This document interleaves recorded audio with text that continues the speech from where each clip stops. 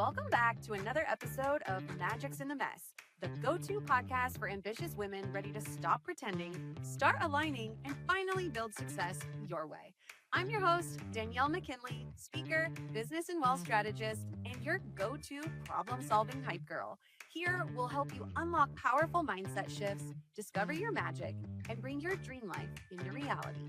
Each week, I'll deliver raw stories, proven business strategies, and powerful transformations with industry leaders to activate the magic in you.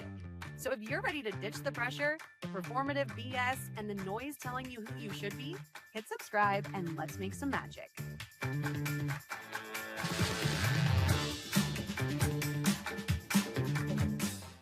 Magic makers. Today's guest is bold, refreshingly authentic, and a total powerhouse in the world of HR and recruiting. Her name is Angela Tait. She's the founder of Tait Consulting, and she is totally changing the game by helping businesses build strong teams, navigate the complexities of hiring, and create thriving workplaces. Her magic lies in her straightforward, unapologetic approach to people, strategy, her ability to connect deeply with others, and her commitment to keeping things real, always with warmth and a little bit of spice. Today's conversation will be honest, insightful, and packed with actionable strategies on leadership, hiring, and creating workplaces where people actually want to show up. So let's dive in. All right, Angela, welcome to the show. Thank you for having me. I love being here with you. I am so excited for you to be here and for you to share your magic with all of us. So I've already shared with, some of our listeners that you are an HR expert, but I'm sure you didn't as a child go, I want to be a strategic HR baddie. So let's just dive in with a little bit about your story. Tell us a little bit about yourself and how you got into the world of HR. Yes, it was definitely a messy journey that was not linear. I actually went to college for media management. So I was in LA. I wanted to be first an actress, and then I thought I wanted to be producer, casting director, like something in that field. Did a bunch of internships and realized that that was not the path for me for multiple reasons. One of them being I didn't see myself in LA long term. And that is, where you need to be is either LA or New York. And so I pivoted in the sense of going into sales and trying to figure out what my next move was. I just graduated with my BA and media management, had only experience in that line of work. And it was in 2009 when there was, not a lot of jobs on the market. Like we were going through a recession. And so my dad is a psychologist and he said, take a career test. Let's talk through, what would be something that you would enjoy. And one of the things he mentioned is industrial organizational psychology. So I started taking classes nearby and really fell in love with the O and IO, which is more organizational development, and looked into programs and stumbled across Pepperdine's like master of organization development. And so it wasn't like exactly thinking, oh, I'm going to be this HR expert, but looking at more of organization development, which is kind of a lot of different aspects. And it falls sometimes into the HR branch, but really helping, streamline business efficiency, creating higher retention, engaged employees. And so went and did my master's at Pepperdine. And the first time I applied, because I'm coming from a sales background and I just took a few classes in IO, I didn't have a lot of experience and I actually got rejected on my application. And that was, a huge bruise to the ego, like very devastating. This was the only program I applied for my master's because it was something I knew I had to get into. So I went and talked to the dean and said, I need to get into this program. What do I need to do? And she gave me a laundry list of things. And after completing all of those different aspects, which was really to make sure that this was the program for me, because I didn't have a lot of that experience or knowledge, maybe as others would have coming into the program. Once I got into the program and immersed myself in learning, more about the organization development realm, and I graduated and I did like some internships and different things in the program, but that was another challenge, like trying to step into the world of OD because a lot of those people are more like seasoned consultants, and they might transition from like learning and development to OD or HR. And so that's where I started trying to focus my time, is like, can I get an HR role? Can I get into training? Sure. And that was another challenge, like just rejection after rejection. I mean, it took a while to like finally get into a full-time position in HR. But before that, like I was doing a lot of kind of like consulting workshops, like just really trying to build up my skill set. And I was doing some training for a company as well. Hmm. But all stuff where I was like kind of starting my own business. And I was thinking, if no one's going to give me a chance, I need to create that opportunity, right? And go out and market myself and try to get the experience that I need to be of value for a company that wants to hire me. Because people were mentioning I had a lot of the education, I had some Hmm. experience, but not enough experience. Sure. And when I finally landed a job in like recruiting, when I moved out to Arizona from California, I dove into that. I met a client, and long story short, got into HR, supporting like them building and scaling their business and really building out the HR department. So yeah, it's been a wild ride, and the different shifts from media to sales to like OD, HR. So it was definitely not something that I could have forecasted when I was 6 years old. Sure. So let's unpack it a little bit because it sounds like you had a deep inner knowing that hey, this is something that I'm meant to do. This is something I'm called to. This is something I'm passionate about. So for someone listening that feels that, right? That they're like this is what I'm meant to do, but they're getting turned down. They're hearing the no. They're feeling the ego bruise. What advice would you give them or what did you do perhaps when you were going through the setbacks before you found the win? Yeah, absolutely. It's the resilience. It's not giving up. Knowing what I am meant to do, and if you do have that determination and understanding of like, okay, this is what I'm passionate about, this is what I'm meant to do, then there's really no stopping me. Like, it didn't matter if someone said you're not experienced enough, or you're overly experienced, or you're too young, or all of the different constructive feedback that I received, or the rejection I had along the way. I knew I was meant for more. I was meant to go on Mhm. this path. And so every time I heard a no, and one of the things I hear, like I learned in sales, is it's not a no, it's a not yet. And so you just Yes. continue Yeah. going after it, because eventually it'll happen, right? I hear it all the time with successful business owners. If you just don't give up, it eventually will happen. It's that persistence to pursue your passion that really creates you to eventually get into it. Sure. Yeah. One of my favorite things that a mentor shared with me when I was hitting roadblocks in my career path was that rejection is redirection a lot of times. Yes. So like not no is not right now, not yet, right? And then rejection is maybe look at okay, where is this trying to guide me in the path to actually get me to what is meant for me. Now, something else that Can you said at the can I beginning that say I something thought, else really, yeah, for about sure. that as well? So, when I finally landed, like, this job in HR, and I became, like, the leader of this HR department, it was crazy how all of the bits and pieces, like, along the way made a lot of sense, and I was able to contribute all of that knowledge and experience and Mhm. value into this role. And I really believe that sometimes we are like, why isn't this working? Maybe I'm not going on the right path. But it's really Mhm. about trusting the process, because it all ends up working out the way it's supposed to. And I really feel like, even though it took so long and people didn't see all of that along the way, Sure. right? I remember a project manager came in, he saw me sitting in my office, and he was like, gosh, you like, this all came so easily to you, or what, he Mhm. doesn't know any of the backstory, and he sees me in my cushy office and having all this flexibility, and just not seeing the full picture. And so Sure. often I think we see this overnight success when no one is an overnight success. Like, they have put in the hard work for years and Mhm. to land them to where they finally are. Yeah, I like to call it the iceberg, right? So sometimes we meet people when they're at the tip of their iceberg in that season or in that role, and we don't see below the iceberg is actually the ice is much larger. And that's all of the work that we've done. That's the messy middle. Those are the moments when we questioned, are we meant for this? Should we keep going? Did that rejection mean, you know what, I need to totally pivot?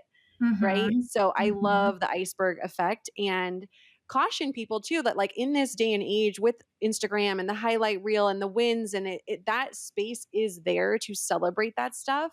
But what we're not seeing is behind the scenes, behind the curtain. And that's what I love to do here is share the messy middle, right? Those moments that we can relate to. So something I want to come back to, you mentioned at the beginning, you were like, okay, I'm graduated. I don't really know what I want to do. The job market isn't great. It's 2009. And my dad had me take a assessment test. And I feel like that is such a great tip for somebody who is struggling with, I don't know what I want to do next. I know I don't want to do what I'm doing. What assessment test was it? Oh gosh, that was so many years ago. I don't remember it. I mean, if you want the assessment test, my dad still has those assessments that he does. So it's just some career assessment that Sure. evaluates like certain jobs you should go into. Another great thing you can do that's free, that's online, you can do today is there's a website called 16 personalities, Mhm. or any really a personality test, right? Like there's Myers-Briggs, and then, I mean, there's so many out there. You can take that and it also shares with you what your strengths are, what you'd be good at. It gives you samples of different types of positions to look into. So I do career coaching, and sometimes when people are in career pivots and they're let go from their job or they're just burnt out and they've left their position, they come to me, and that's one of the things I do is have them either take that test, and then I do a full assessment and tell them like these are types of roles that you'd be really good at. Like let's make sure your resume reflects this so you can Mhm. get into this position, because I can tell you it was a struggle for me when I was pivoting from a sales type of position. I was in sales for over 10 years, and now I'm trying to go into HR. And so there is language you want to use on your resume. There's ways you want to reflect that on your LinkedIn to make sure that it's telling a story, but it's also highlighting the experience you have in that type of position that you're trying to pivot into. I love that. I love assessment tests. I think they're fantastic. Two that I recently in the last couple of years came in contact with that I would love your thoughts on, or if you haven't seen them, you should totally check them out, is the Kobe method. And Mm. that really teaches you like how you'll show up on a team or for a project. So that really gives you a lot of insight. I wish I would have had my business partners and I do the Kobe because it would have saved us so much conflict. I was like, "Oh my gosh, that makes sense," right? Hindsight's always 2020. And then human design is also a great one. I've heard of both of those. I actually haven't done either of them, but I have heard good things on both of them. Okay. What are you for the human design? I am a 6-2 sacral generator. So I have tons of energy, but I am meant to respond with my gut. So I've always said, like, oh, I'm intuitive, or people will say to me, you know, how do you just like know that? And so someone with that profile type, like you're meant to receive information and then wait to respond based on like how your gut feels. And I would be like, oh, it's a gut feeling. And people, I used to think that it was like something special, right? But and it is. We all have gifts, but it made a lot of sense once I dove into my archetype and all of that. Yeah, it's interesting to see those, and sometimes obviously you know a lot of that stuff, right? You knew that you Yeah. make decisions with your gut, but it's validating to hear it from an Mhm. assessment and understand more behind it of how you can utilize it to your advantage and really provide value to others, knowing like what you know about yourself. Yeah. So I think the moral of the story, magic makers, is get an assessment test, figure out your strengths. Let's live in our zone of genius to make decisions. So let's pivot a little bit because I would love to give the listeners some really tactical things. So what would you say for somebody who is looking for a job? Let's do it twofold. So somebody who's looking for a job and they're applying, and then someone who's looking to hire. What are like the mistakes to avoid in both of those types? Well, if someone's looking for a job, you want to make sure you have alignment between your LinkedIn and your resume. You You also want to make sure you have an updated LinkedIn and you're active on it. So you're commenting on other people's posts, you're you're putting out content in your areas of expertise so people know how to connect with you, because I believe that most of the jobs that you're going to get is through networking. You can Mhm. apply all day, but there's a lot of competition out there, especially now with all of the layoffs. And so if you can get in with someone, that's another way that I got into interviews, is reaching out to like the recruiter or the hiring person. And on LinkedIn, if you apply to a role, sometimes it says like this person is who posted it.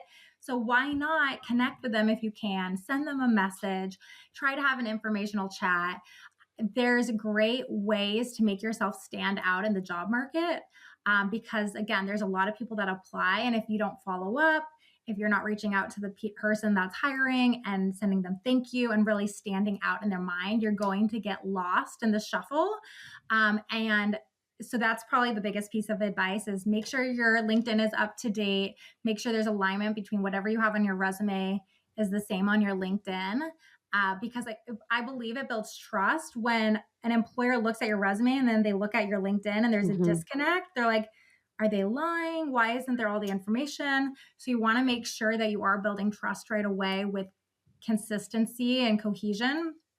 And then if you're a company that's looking to hire, again, going back to LinkedIn, like creating an employer brand is really important. So you can be attracting people, Mhm. because they know what you stand for, what you're doing, what type of culture you have.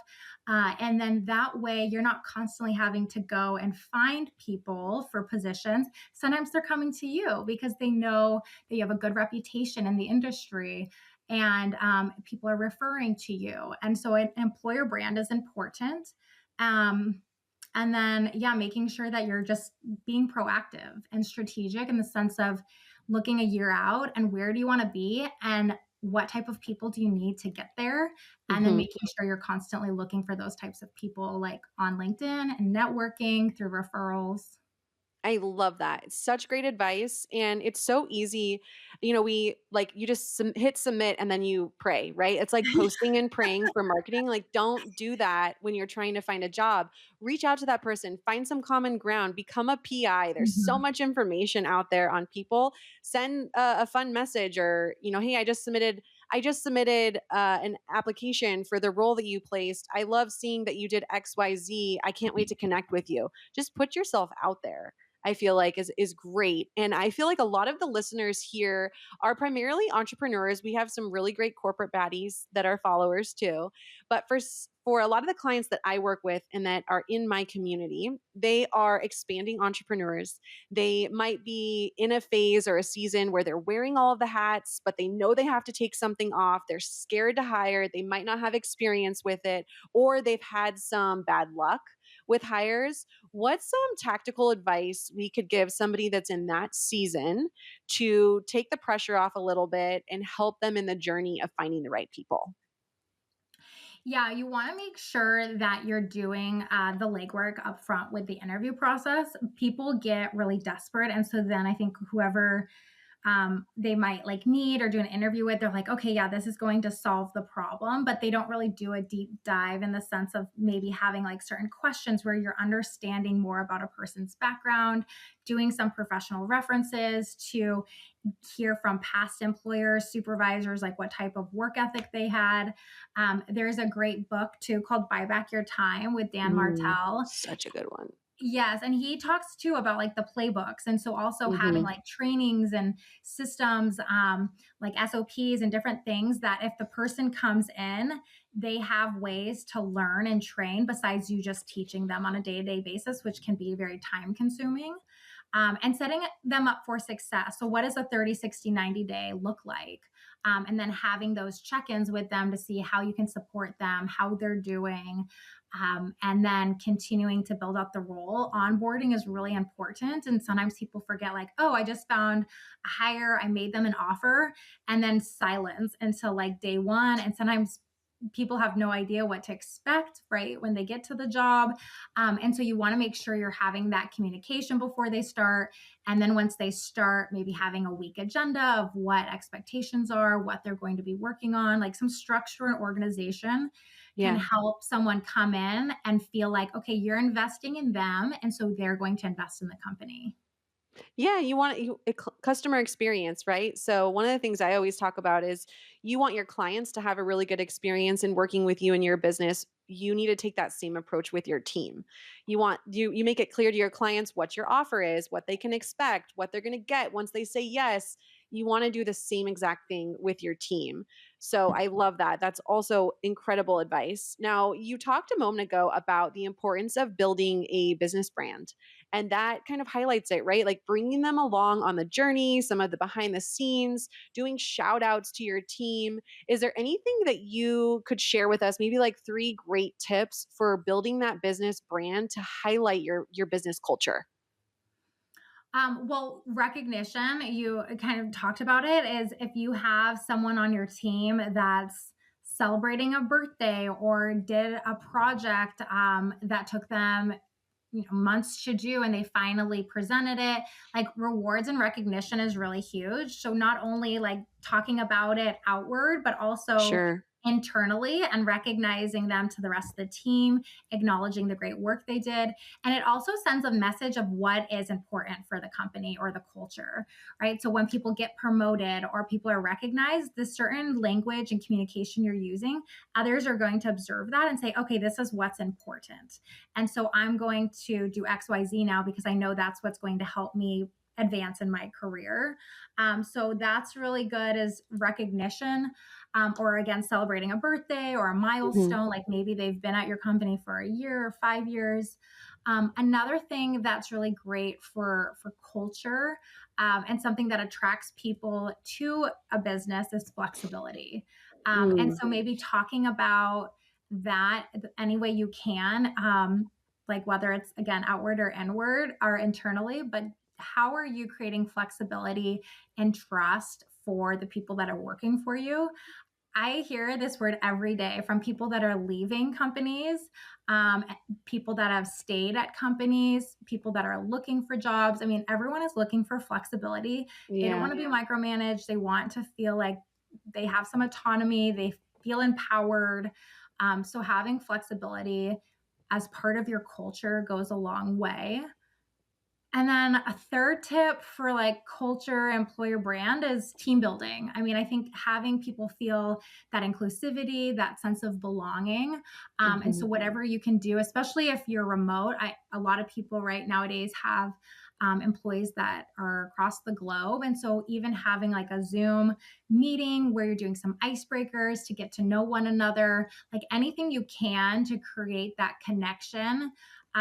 Is good because then if people feel more connected with people they're working with, then they're going to stay longer. And that's important because hiring is tough. It's challenging and it costs a lot to the bottom line. So you don't want to have all that work of hiring someone and then they leave within the first year. Yeah, and that goes back to what we were talking about earlier, right? Making sure you have a clear expectation for the role. So you're setting that expectation out from the jump so that when they get into the role, you know exactly how to get them going in the role and there's no surprises. So, one of the things that I love that you talked about was your second tip, which is the flexibility. And so I want to speak to that a little bit because we did that in my organization and there was a lot of resistance met with some of the business partners being like, well, they're just old school, right? Like I'm just going to call a spade a spade. They're old school. And here's the deal. When you leverage the expectations and you map out clearly, this is what I expect from your role, this is the production that I need, maybe they're in sales, and you map that out and then let them drive the car and get it done. Everybody works differently. I'm extremely efficient. So I could get something done really quick and now I can have some extra time and flexibility in my day. And people want to be with their families, they want to be with their kids. So if you're struggling, or when she was talking about the flexibility piece, if you're like, oh, I don't know if I want to give more rope to my team, something to consider is maybe you need to look at how you're mapping out the expectations. Because if you map out the expectations and have clear consequences when expectations aren't met, it's really easy to offer flexibility. Would you agree? Absolutely. And I did a talk earlier this week, and it was about the upside of parents in business. And with parents, like you mentioned, they have families and they really Mhm. have to be sensitive of the time. And so, one of the things that employers could do that I recommended as a policy is looking at what are your performance expectations, your metrics. And instead of having this 40 hours a work week or working 8 to 5, give them the expectation and the goal, and then they can decide how to do it. Maybe they work best in the morning or late at night. Or Mhm. I think that's the great thing about being a business owner now is I get to decide my own schedule, and I love it Yeah. because sometimes I have to take off to pick up my kids or take them to something, but I can work around my schedule, and my work is very integrated to my life. It's not like I have work and then life. It's like they're all the same. And so having clear expectation of what my monthly goals are, weekly goals, I'm able to achieve that. And it's the same for employees. And when they're given that autonomy, empowerment, that trust, they Mhm. perform a lot better. Yeah, and then they're more loyal too Mhm. because they appreciate the fact that they have that flexibility with you. And think about it, as a business owner, you probably became a business owner because you don't like being micromanaged. Mhm. So, you can't now become the business owner that is the micromanager. That's not Yes. fair, right? Yes. Okay, so I want to get into something that you probably speak to a lot that I know that as a business owner, it took me a while to get comfortable with. I am a recovering people pleaser at heart. So that is having tough conversations with your team. Can you give us some advice on, like, I always say, like, just do that, like, get the reps in because the more you do it, the better you get at it. But I wish I would have had somebody that was coaching me through, like, how to structure those conversations, especially when I was really green as an entrepreneur. So let's talk tough conversations. Help This us. is difficult for a lot of people, right? They want to be liked. They don't want to feel uncomfortable. And it is challenging when you're giving tough feedback. And really, I think this is something that can be so beneficial. People wait and wait and wait. And then they get so frustrated because this person is not performing better because they have no idea what they're doing wrong. And then managers that I've worked with, they want to fire that person. I'm like, you have Mm, given no warning, no communication, or it could be like in passing, right? It's sure. not a formalized conversation. And so there's a couple things. One, I think having a three strike rule goes a long way, which is like having a verbal conversation, a written, um, kind of documentation, and then if they're still not getting it done, like letting them go. But really with that formal conversation and the verbal conversation, it's, hey, this is what you're doing wrong, and maybe even prefacing it with like the things that they are doing right, like what are some of their strengths, what are they doing Sandwich. well. Yes, the sandwich. And then in the middle, right, that meat is like, what is like the essence of why you're there, what the conversation is about. And then like at the end, really, how can you support and what's the action? Like, what does success look like from here? So it's not up in the air. Like they understand clearly like what the expectation is, and then having a follow-up conversation. And so, hey, let's check back in a couple of weeks and see how you're doing on this and how I can support you. And even though it's a verbal conversation, you might even want to follow it up with an email. So there's documentation. You always want documentation, especially on something that could be performance related. Because if you do let them go and you don't have any documentation leading up to that, depending on what state you're in, like even Arizona, it's an employer state. Mhm. People can come back and say, hey, they were discriminating against me for XYZ. So you want to make sure that you have all the documentation necessary. What was the date, the time? What was the conversation about? What type of support did you provide? And so after that verbal conversation, having an email or some type of documentation in their file will help them, like maybe one, have a visual if you're sending it back to the person, but two, create this file so if it does come to you firing them, you can even mention in the exit interview, we've had multiple conversations about this and you have shown no improvement. And at that point, if you've had those conversations, it's not a surprise that they're getting let go. Where Yeah. I think some people get blindsided, like, why am I getting let go? I've had no conversations around like performance, and it doesn't do anyone any good because it doesn't make you better as a leader, and the people that you're bringing in behind them, it could have the same type of issues. And so you do want to make sure that communication is there because it's very important. Okay, magic makers, this is your reality check. You might be the problem. You could be the problem in your business. So, if there's a conversation that you've been tabling that you know you need to have, even though it's tough, get in there, have the conversation, prep for it, utilize the sandwich method that we talked about, document everything to dot your I's and cross your T's to protect yourself, and then make sure you hold them accountable. So don't just let things slip and let the same behavior continue to carry on. One thing that, is something I had to learn the hard way in building a business was you got to hire fast, fire faster. If there's somebody in your organization that isn't living up to the culture, isn't living up to the values, isn't living up to the expectations of the role, they are a cancer and cancer spreads. So Hmm. it is something that you want to nip in the butt. So I love those tips. They are so, so good. Okay. I want to hear about a moment in your career that we all have those moments where we're like, man, we missed the boat on that one. Or we messed up, like a messy moment that, and it doesn't necessarily have to be something that you made a mistake on, but is there a moment in your career so far that felt super messy that in looking back taught you a tremendous amount that you now use today? Gosh, there's a lot. Right? Well, one thing that comes to mind is, and this is something now at Jay Shetty that we were both at, he talks Yeah. about the pain to purpose. And Mhm. something that stands out that I just can't get over, I guess, and I'm continuing to replay it and want to make it better for others is my journey in motherhood, Mm. and the way that I approached that when I was at work, the way I Sure. showed up, especially when my kids were really little, and wanting to overcompensate and make sure people didn't think, oh, because she's a mom, she's not going to be at this meeting or do this work. And so I was Yeah. constantly like working around the clock, burning myself out, um, just all the time and like really not being there for my children early on. Even Mhm. during COVID, I feel like some people like took up extra hobbies and I'm just like working around the Same clock. girl.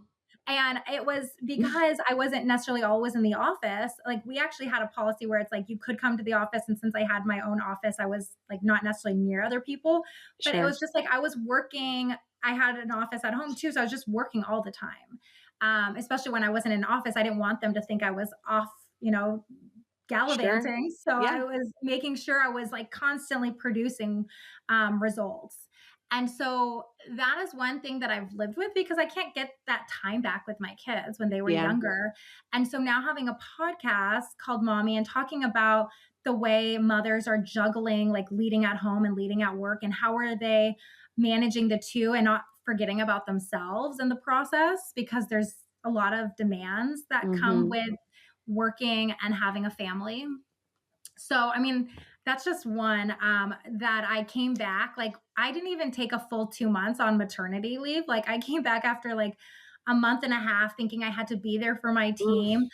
And it was rough because I was still sleep deprived. I'm trying to perform at a high level where my body's still recovering, like Mhm. my hormones are all out of whack. So, really taking time to yourself and not trying to overcompensate for others and like focusing so much on what other people are going to think, but like just recognizing what you need,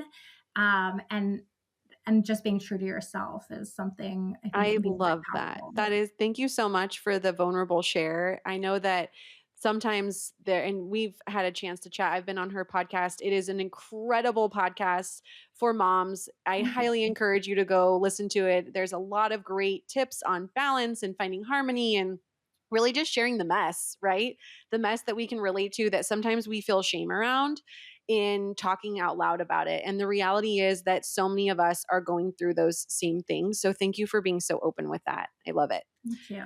Okay, if you're down, I would love to do a lightning round with you. Yes.